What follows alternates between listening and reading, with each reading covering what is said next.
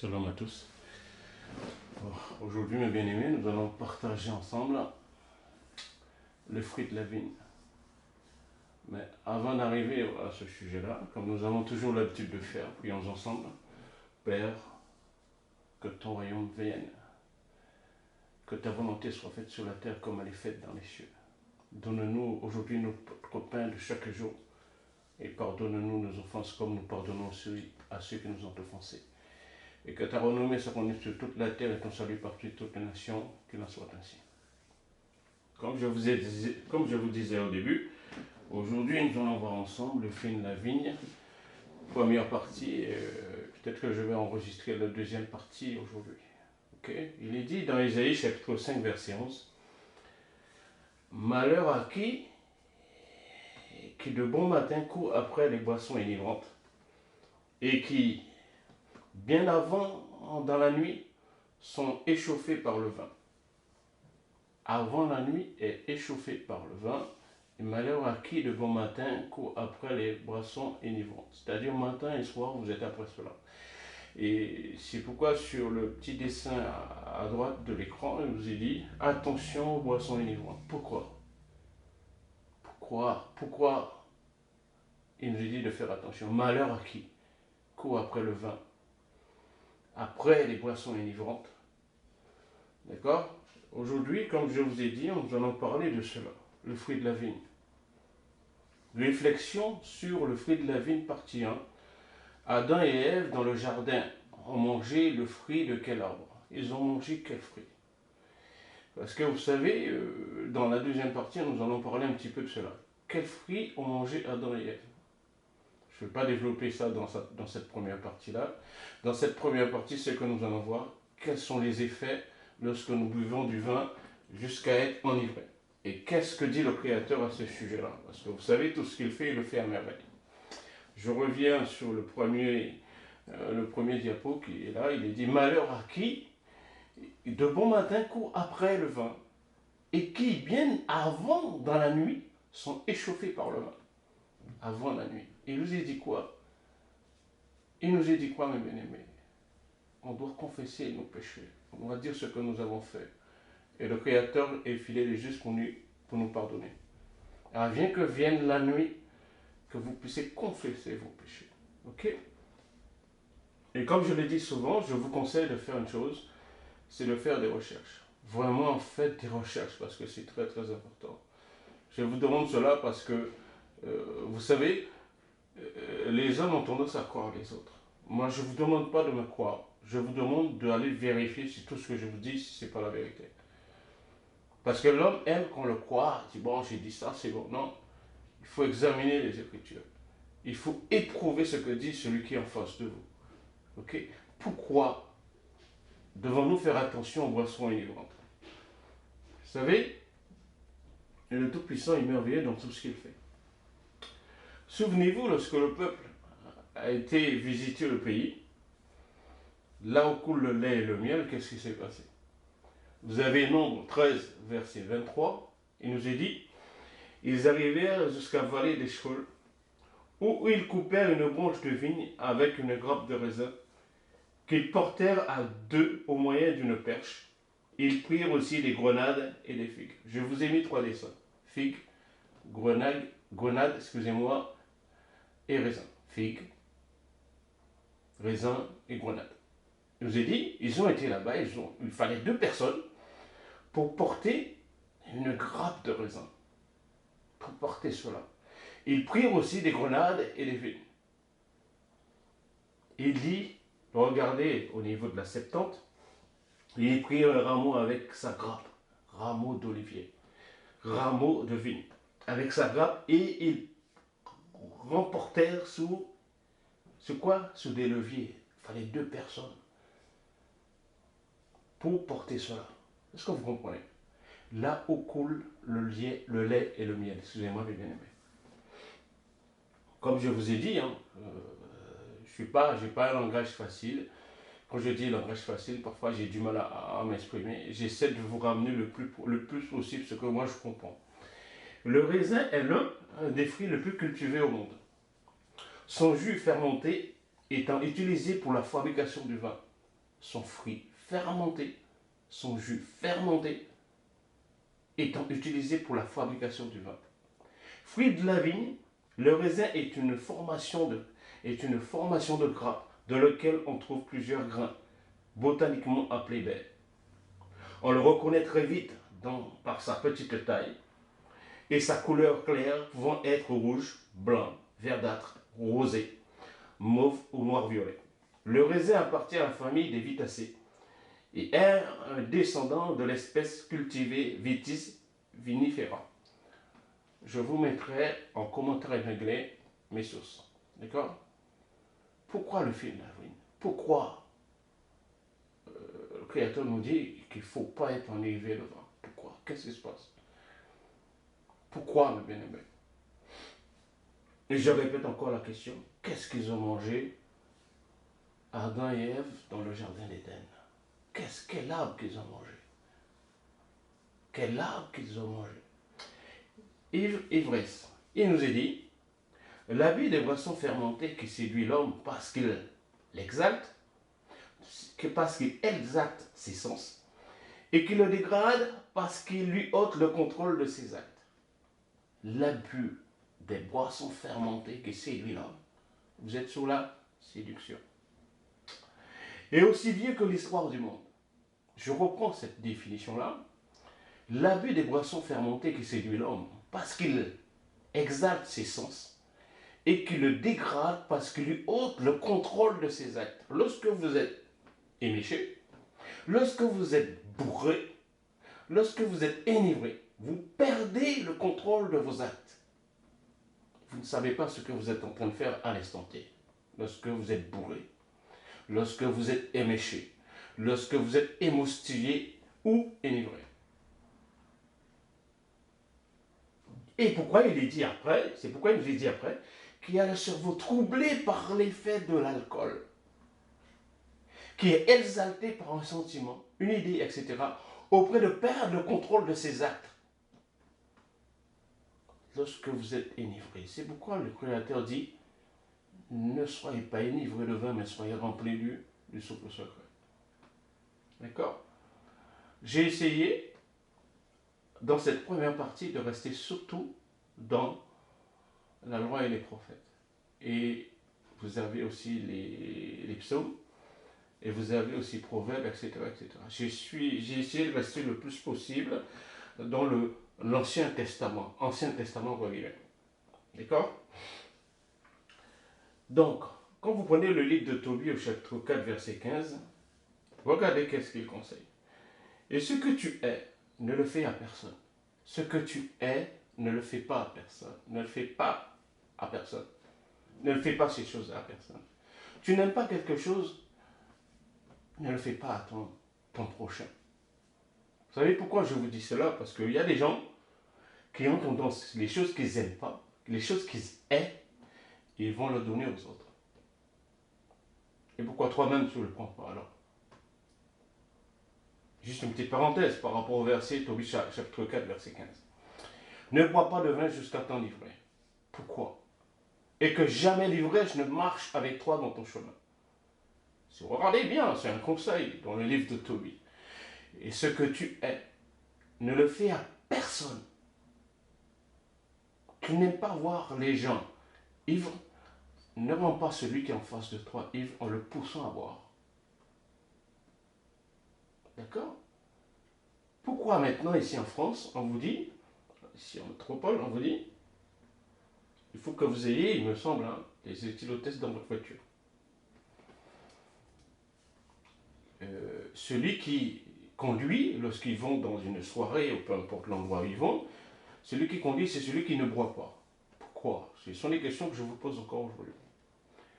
Parce que quand vous prenez la définition, vous perdez le contrôle de vos actes. Vous êtes bourré, vous êtes éméché, vous êtes émoustillé, vous êtes enivré. Le contrôle de vos actes, vous les perdez. D'accord?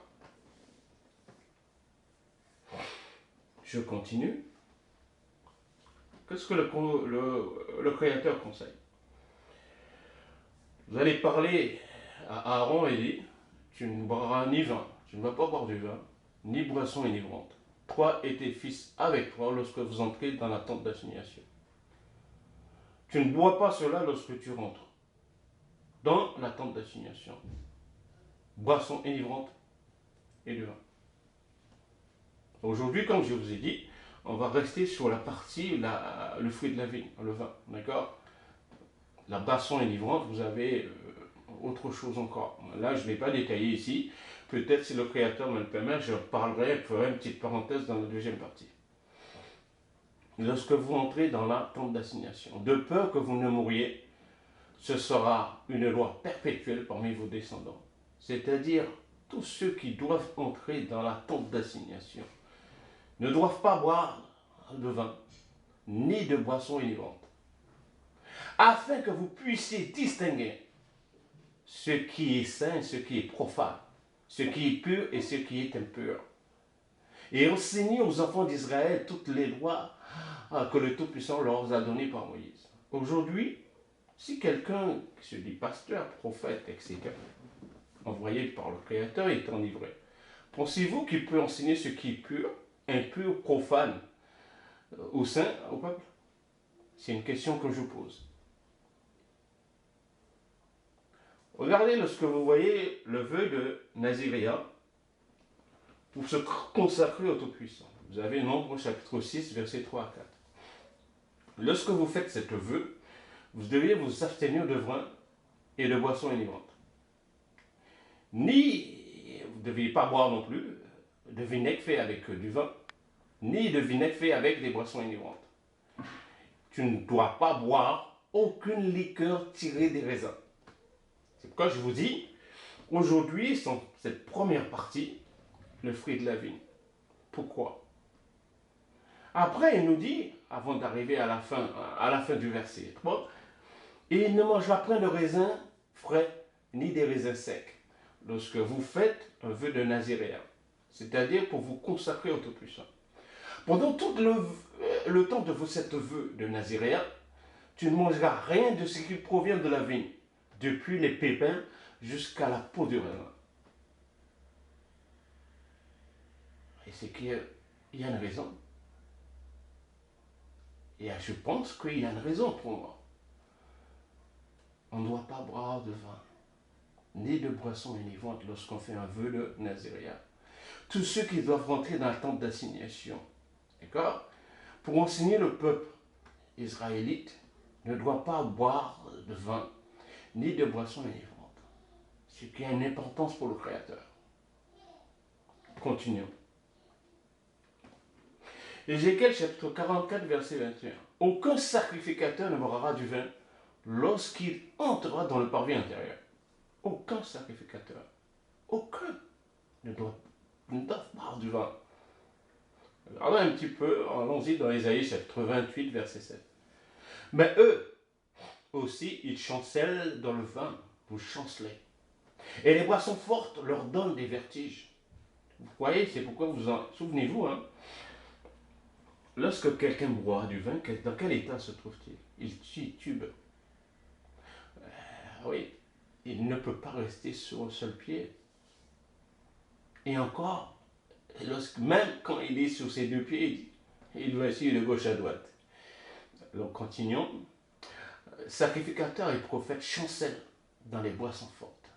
Ils sont absorbés par le vin. Ils ont des vertiges à cause des boissons fortes. Ils chancellent en prophétisant. Ils vacillent en rendant la justice. En rendant la justice, vous vacillez. Vous prophétisez en chancelant. Et que va penser le peuple? Que va penser le peuple? D'accord? Donc, quand je prends Ézéchiel chapitre 44, verset 21, il dit aucun sacrificateur. Si le Christ nous a fait de nous un royaume de sacrificateurs pour le Père, alors lorsque nous entrons dans le parvis intérieur, devons-nous boire du vin? Alors je vous pose la question encore aujourd'hui, parce que vous savez, comme je vous dis, les gens vont dire, mais pourquoi cette réflexion sur le fruit de la vie? Pourquoi cela? Posez-vous cette question. Pourquoi je ramène la plupart du temps tout ce que je partage avec vous sous forme de réflexion? Parce que pour moi, c'est hyper important. Cela doit vous pousser à faire des recherches. D'accord? Continuons. Proverbe chapitre 23, verset 19 à 21. Écoute mon fils, et sois sage. Dirige ton cœur dans la voie droite. La droite voie ou la voie droite. Ne sois pas parmi les buveurs de vin. Pourquoi? Salomon, qui était un homme sage, a-t-il dit cela poussé par le souffle secret? Ne sois pas parmi ceux qui font excès de viande, excès de boisson, excès de viande. Car l'ivrogne est celui qui se livre à des excès. Car l'ivrogne est celui qui se livre à des excès s'appauvrisse. Celui qui se livre à des excès, celui qui se livre à l'ivrognerie, s'appauvrisse. Il s'appauvrisse. D'accord? Et l'assouplissement fait porter des haillons. Qu'est-ce qu'il dit? Ne sois pas parmi les buveurs de vin, ni parmi ceux qui font excès de viande. Tout ce que vous le faites à excès. C'est pourquoi je dis, Père, donne-moi le pain de chaque jour. Pourquoi dans ma prière d'introduction, la prière qui est dans Matthieu, je ne me rappelle plus le chapitre, il dit que ton royaume vienne, que ta volonté soit faite sur la terre comme elle est faite dans les cieux. Donne-nous aujourd'hui notre pain de chaque jour. Père, donne-moi le pain de chaque jour. Que je ne sois pas riche pour que ton nom ne soit pas blasphémé. Pour que je ne puisse pas mettre ma propre, comment je peux dire ça, mettre, j'arrive pas à trouver le mot, que le Créateur puisse m'aider pour trouver ce mot-là. Parce que c'est lui qui doit être en premier en toutes choses. Le Créateur doit être en premier en toutes choses. Je ne dois pas mettre mon espérance dans l'argent, dans les biens, mais dans le pain de chaque jour qu'il me donne. Ni être pauvre pour que son nom ne soit pas blasphémé si la personne va voler. Est-ce que vous comprenez ce que je veux dire? Être riche pour dire, voilà, je mets mon espérance dans l'argent. Non, pas ça que le Créateur. C'est lui notre espérance. C'est pas ce qu'il attend de nous. De mettre notre espérance dans les biens matériels, etc. etc. Le pain de chaque jour, c'est ce que je lui demande de me donner. Donc, quand je prends Proverbe chapitre 20, verset 1, il dit, le vin est mon cœur. Les boissons fortes sont tumultueuses. Quiconque fait excès n'est pas sage. Tout ce que tu nous fais, tu dois faire juste. Boire justement. Nous allons voir cela ensemble tout à l'heure. Ésaïe chapitre 5, verset 22. Malheur à ceux qui font la bravoure pour quoi? Pour boire le vin. Et de la vaillance pour mener des liqueurs fortes. Ils veulent se montrer braves en disant, voilà, je vais boire du vin, je vais montrer jusqu'à quel point je peux résister à cela. Ok? Il y en a qui mettent leur espérance dans les biens matériels qu'ils ont.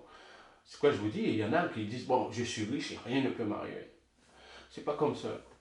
Tu ne sais pas quand le Créateur peut te dire maintenant, c'est fini, ici va, je te réclame. Je te fais sortir. Tu ne sais pas cela. D'accord?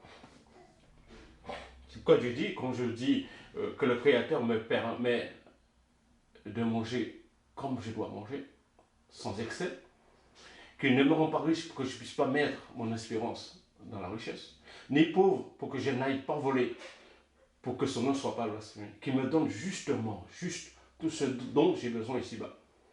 Ok? Proverbe chapitre 23, versets 29 à 32, au niveau de la 70. Pour qui les gémissements? D'accord, j'ai mis la première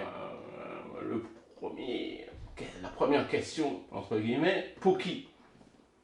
D'accord? Pour qui les gémissements? Le trouble, les contestations, les ennuis, les entretiens frivoles, pour les repentirs inutiles, et qui? Les yeux limpides. Pour qui cela? Pour qui? N'est-ce pas? Voici la réponse. Pour ceux qui passent leur temps dans l'ivresse. Et qui hantent, excusez-moi, les lieux dont l'on boit.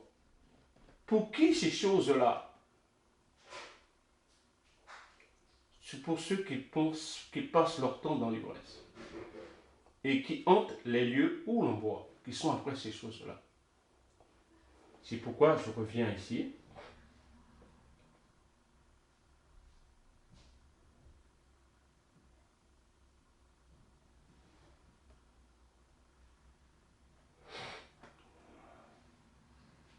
des gens qui passent leur temps à aller partout, le matin et le soir. Ils sont après les boissons énivrantes. D'accord? Et ce sont ces choses-là qui causent des vertiges. D'accord?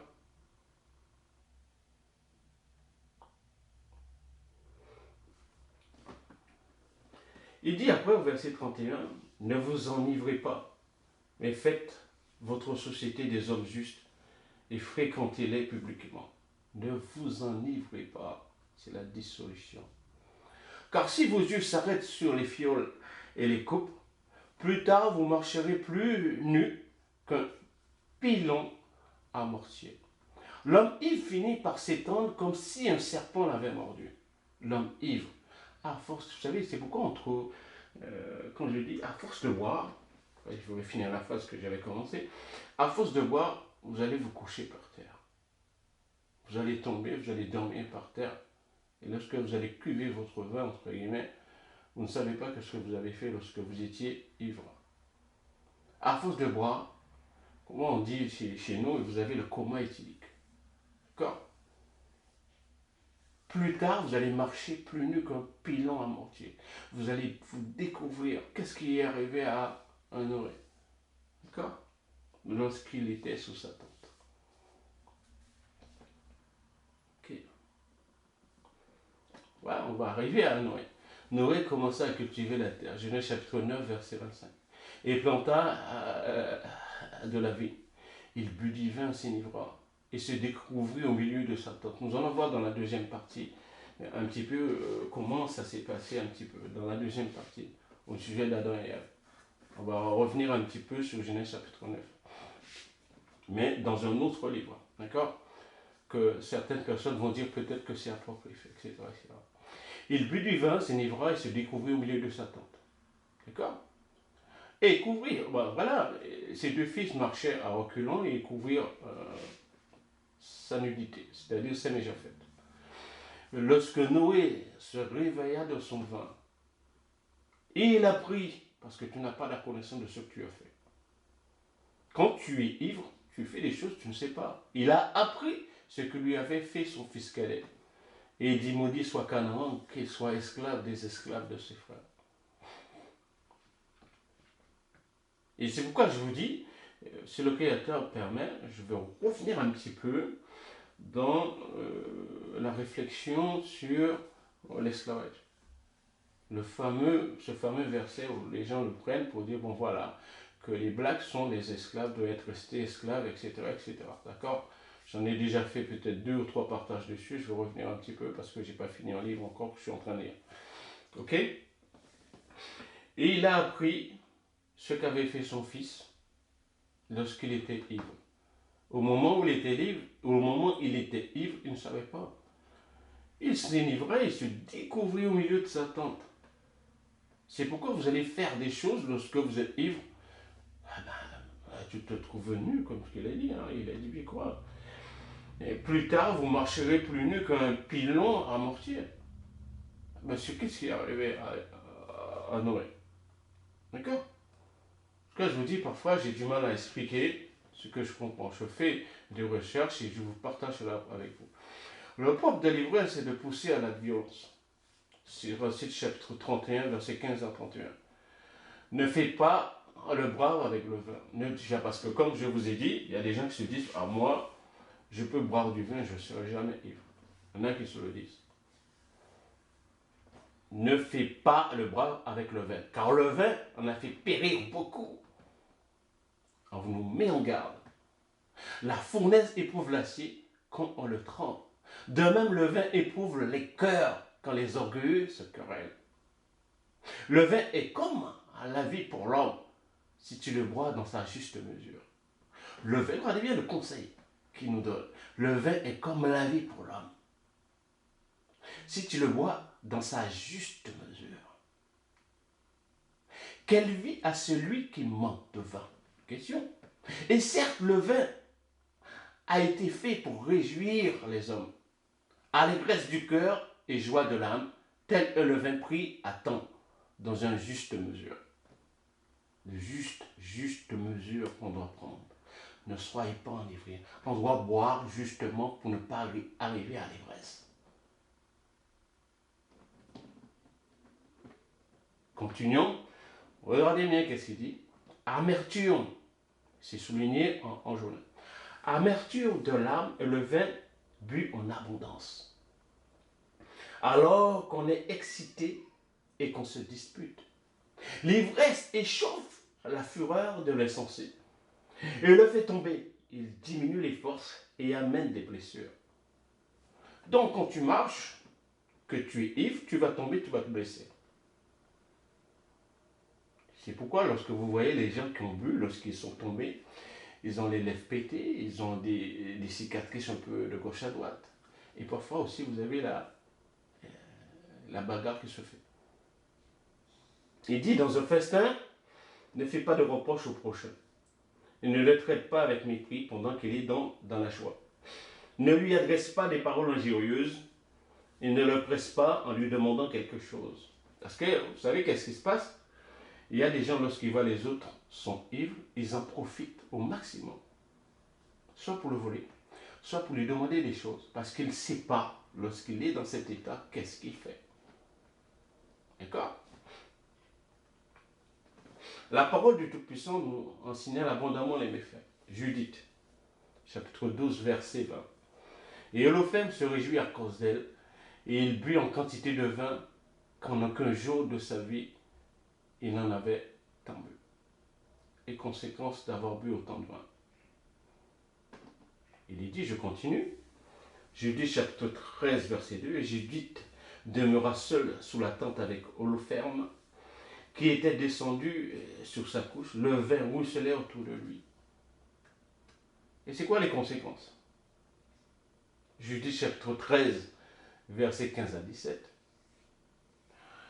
Et tirant du sceptre la tête, il leur montra et dit, voici la tête de l'Holoferne, général en chef de l'armée d'Assur. Et voici le filet sous lequel il dormait lorsqu'il était, lorsqu'il était ivre. Et le Créateur l'a frappé par la main d'une femme. Il a bu énormément de vin qu'il n'en avait jamais fait. Et qu'est-ce qui lui est arrivé? Il a été tué par une femme. Je prends le Maccabée chapitre 16, verset 15 à 16, il nous dit, qu'est-ce qui est arrivé à Judas et les autres? Alors, regardez bien, le fils d'Obokbus le reçut avec un festin perfide dans une petite forteresse appelée Doche, qu'il avait bâtie. Il leur fit un grand festin. Il tint là des hommes cachés. Lorsque Simon et ses frères furent, comment? Enivrés. Lorsqu'ils furent ivres, émoussés, éméchés, Ptolémée se leva avec les siens. Ils prirent leurs armes, entrèrent dans la salle du festin et le tuèrent, ainsi que ses deux fils et quelques-uns de ses serviteurs. Ils n'ont pas fait ça lorsqu'ils n'étaient pas ivres. Ptolémée n'a pas fait cela lorsque Simon, et ses fils n'étaient pas ivres. Mais lorsqu'il était ivre, parce que tu ne sais pas qu'est-ce que tu fais lorsque tu es ivre. Tu ne sais pas ce que tu fais. Tu n'as plus cette force-là lorsque tu es ivre. Tu titubes, tu vacilles de gauche à droite, etc. Tu n'as plus de force. Et les conséquences. Quand je prends 1 Esdras, chapitre 3, verset 17 à 24, lorsqu'ils ont parlé, regardez, reprenez bien lorsqu'il passe, ce qui se passe au niveau de la force. D'accord? Qui est le plus fort? Donc j'ai pris cette partie-là pour pouvoir expliquer quelque chose. D'accord? Il est dit, et le premier, celui qui avait parlé de la force du vin, commença et il s'exprima ainsi. Messieurs, comment le vin est-il le plus fort? Il égare la pensée de tous les hommes. Regardez bien, vous regardez, rien qu'en lisant, on n'a même plus besoin de commenter. Le vin égare les pensées de tous les hommes qui le boivent. Il fait une pensée du roi et celle de l'orphelin, celle du serviteur, celle de l'homme libre, celle du pauvre et celle du riche. il fait une seule pensée. Et il tourne toute pensée vers la bonne chair et la réjouissance. Et oublie tout chagrin et toute tête.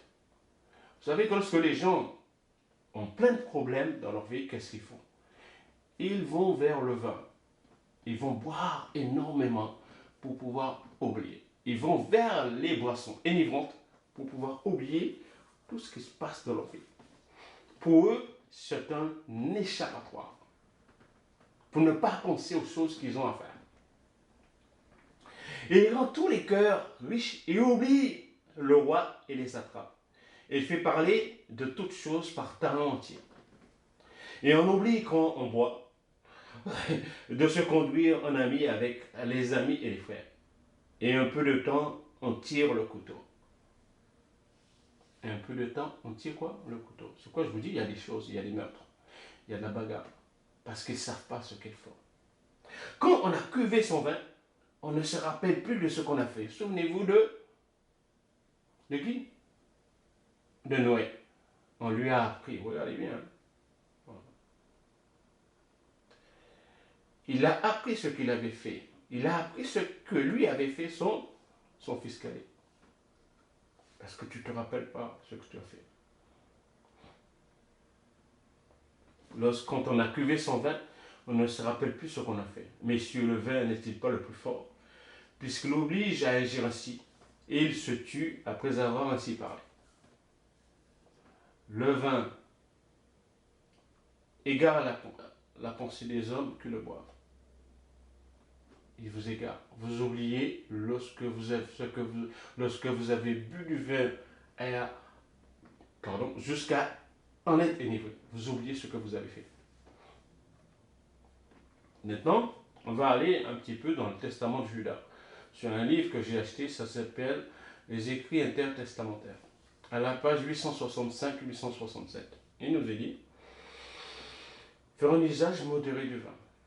Et maintenant, mes enfants, ne vous enivrez pas de vin, car le vin détourne l'esprit de la vérité. C'est pourquoi le Créateur, il a dit quoi? Que celui qui enseigne son peuple ne doit pas boire de vin. Celui qui devait entrer dans la tente d'assignation ne veut pas boire du vin et des boissons enivrantes. Il est dit, l'excès du vin suscite l'ardeur de désir et conduit à l'égarement des yeux. Car le vin est au service de l'esprit de luxure pour réjouir l'imagination. L'un et l'autre font perdre à l'homme le contrôle de lui-même. Si un homme boit du vin jusqu'à l'ivresse, il trouble son esprit de pensée. Comme je vous ai dit, c'est même pas la peine de commenter. Quand un homme boit du vin jusqu'à l'ivresse, il trouble son esprit de pensée. Clair et net. Le vin est au service de l'esprit de luxure. Continuons.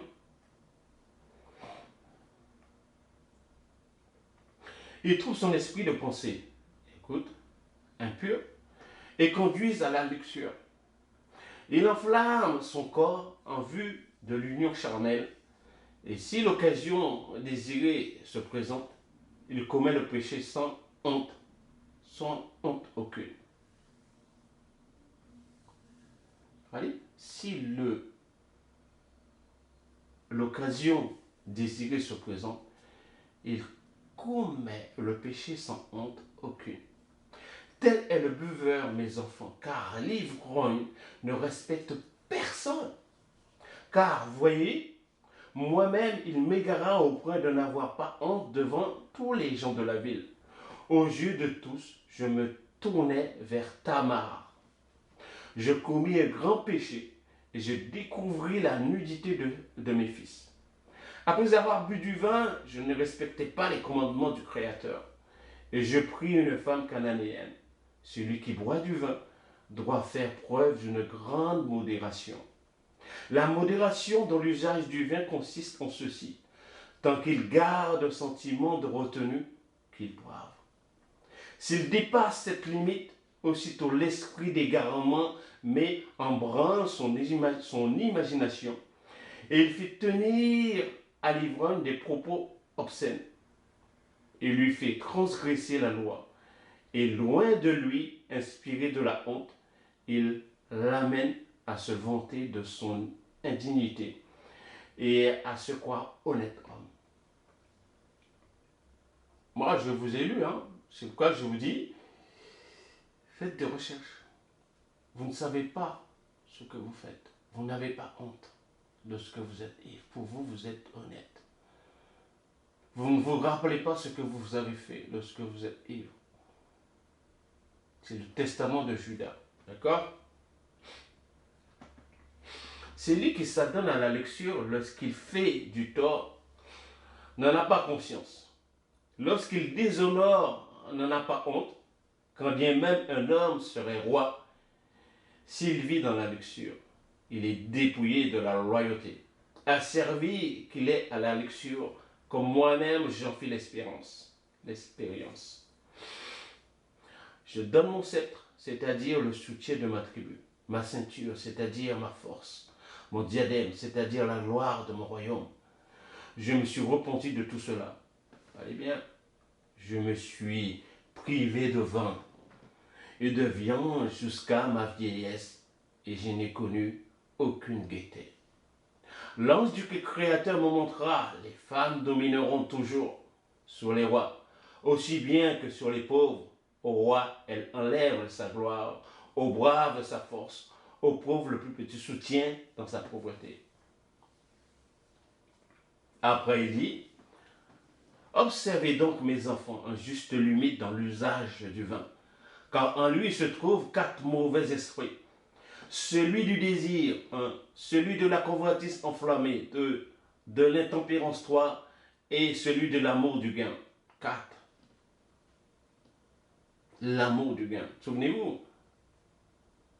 si vous buvez du vin avec gaieté, que ce soit avec retenue dans la crainte du Tout-Puissant, et que votre gaieté, excusez-moi, s'éloigne, je reprends, il dit, si vous buvez du vin avec gaieté, que ce soit avec retenue dans la crainte du Tout-Puissant, que votre gaieté s'éloigne, la crainte du Créateur, aussitôt vient l'ivresse et se glisse l'impudence. Mais si vous voulez vivre dans la tempérance, abstenez-vous totalement de vin pour ne pas pécher par des insultes, des querelles, des calomnies, des infractions au commandement du Créateur et mourir ainsi avant votre temps. De plus, le vin révèle les mystères du Tout-Puissant et des hommes. Ainsi, moi-même, je révélais à la Cananéenne les commandements du Créateur et les mystères de Jacob, mon père, que le Tout-Puissant m'avait défendu de révéler. Le vin est cause de guerre et de désordre. Vous voyez, quand Judas expose cela à ses enfants avant de mourir, il sait les conséquences que ça a eu dans sa vie. Et aujourd'hui, comme je vous ai dit, il y a des gens, pour pouvoir oublier tout ce qu'ils ont fait dans leur vie, tout ce qu'ils sont en train de vivre à l'instant T, mettent leur refuge dans le vin. Le Créateur est un refuge, un appui qui ne manquera jamais dans la détresse. Lorsque tu as bu avec excès, tu révèles les choses que tu ne devais pas révéler. Ok, continuons.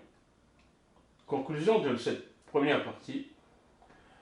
Il est dit dans Ecclésiaste chapitre 10, verset 17, Heureux 3, pays dont le roi est la race illustre, et de la race illustre, et dont les princes mangent autant convenable pour soutenir leur force et non pour se livrer à la boisson forte.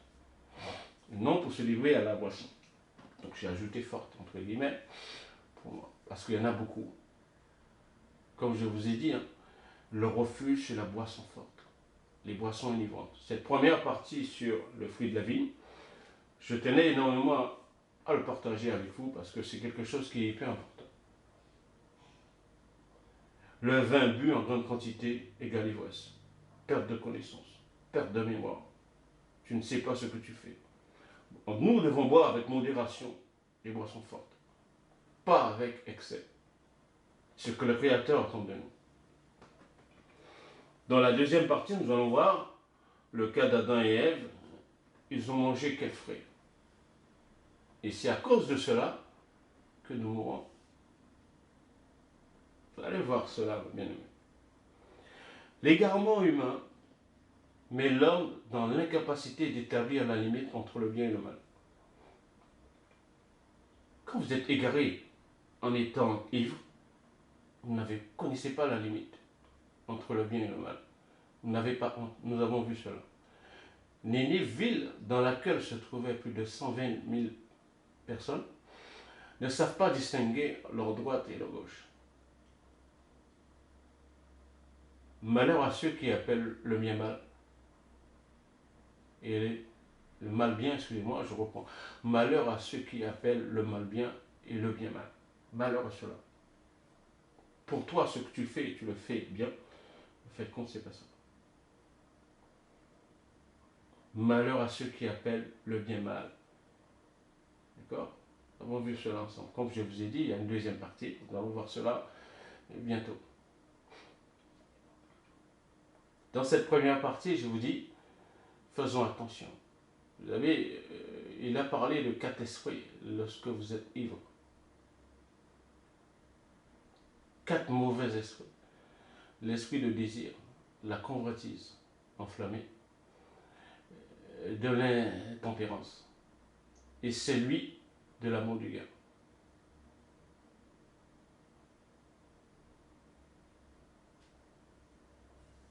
Si vous buvez du vin, que ce soit avec retenue dans la crainte du Créateur. C'est hyper important. Nous devrions faire vraiment très très attention à tout ce que nous faisons. Vous buvez du vin jusqu'à en être enivré. Vous êtes mal dans votre peau. Vous allez faire des choses que vous n'allez même pas vous rappeler. Comme je vous ai dit, il y en a qui font des comas éthyliques à cause des boissons fortes, à cause des boissons enivrantes. Hein? L'abus d'alcool est mauvais pour la santé. N'oubliez pas, vous voyez cela lorsque vous voyez les panneaux publicitaires au sujet des différentes boissons enivrantes. L'abus d'alcool est mauvais pour la santé.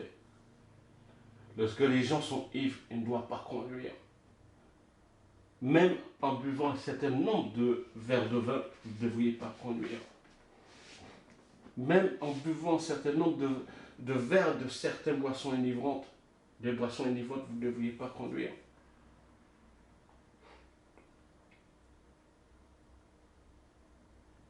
Ils sont absorbés par le vin, Ils ont des vertiges à cause des boissons fortes. Ils chancellent en prophétisant, ils chancellent en rendant la justice.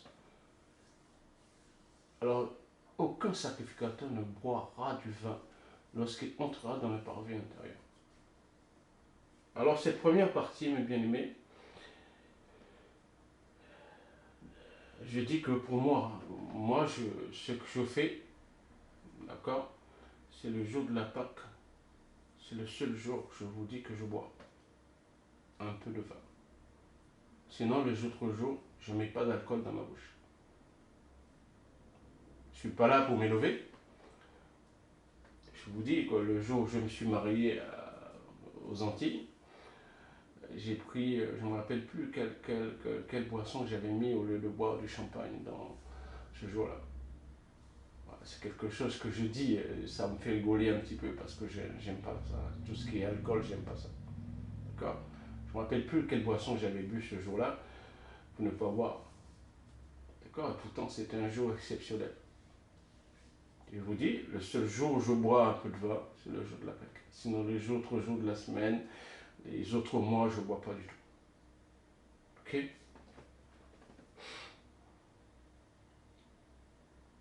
Donc, souvenez-vous, qu'est-ce qu'a dit Ésaïe?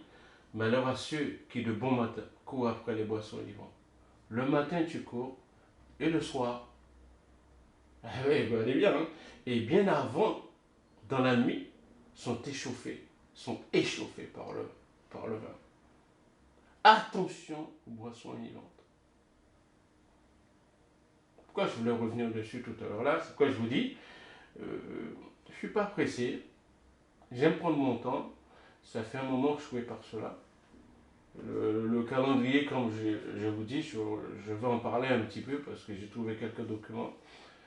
Je vais en parler, mais d'une façon pas... Je vais essayer de ramener ma façon de comprendre parce que comme je vous ai parlé du cycle qui vient, etc., etc. D'accord. Dans cette première partie, faisons très attention. Parce que le Créateur, il a dit lui-même, poussé par son prophète Isaïe, malheur à ceux qui de bon matin courent après. De bon matin, aussitôt levé, tu te lèves, tu cours déjà après le boisson enivrante. Tu cours après le rhum, le whisky, etc., etc. Ok? Père, je te remercie pour tout.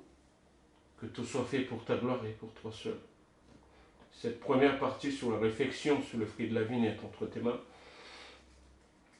Alors que tous ceux qui écouteront ce message, Père, que tu ouvres leur esprit, qu'ils comprennent.